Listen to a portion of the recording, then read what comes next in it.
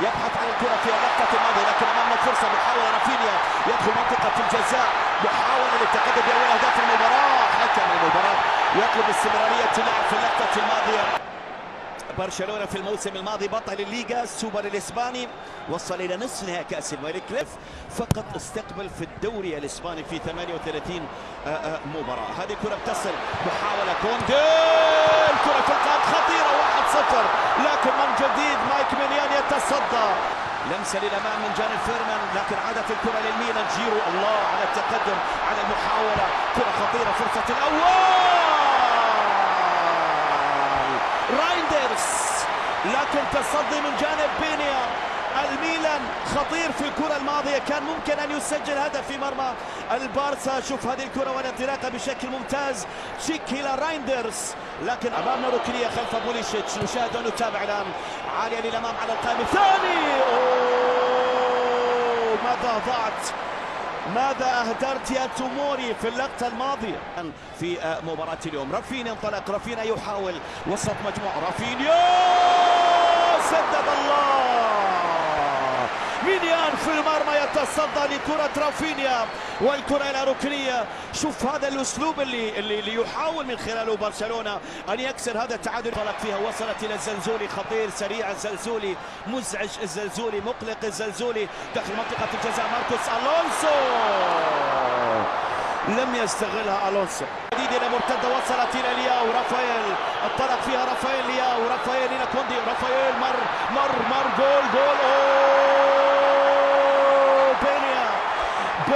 بينيا يحافظ على شباك البارسا.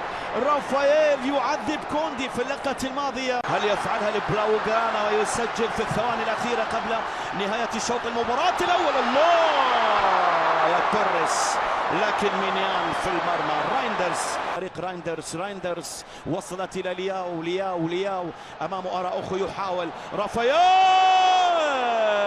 حلوة الفكرة يا رافا، جميلة، روعة الفكرة يا رافائيل لياو، لكن الكرة تعلو المرمى وفرصة للميلان. لكن شوف رافا أراوخو يشعر بالخوف عندما يواجه لياو بالتأكيد، لأنه انطلق في اليسار. بالدي يطلب الكرة. فاتي مر، تقدم فاتي الله، فعلها البارسا الرقم 10 يظهر من جديد ويسجل.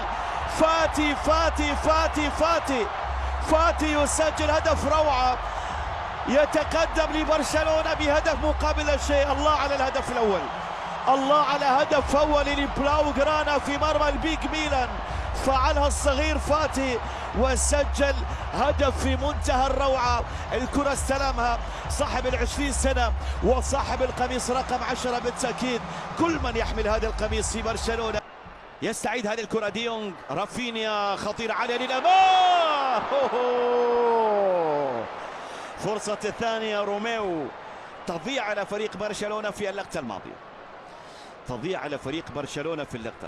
هذه الكرة اللي أراوخو يطلب الكرة. الله على المرور من جانب رافينيا وصلت الكرة إلى ليفاندوفسكي خطير. الله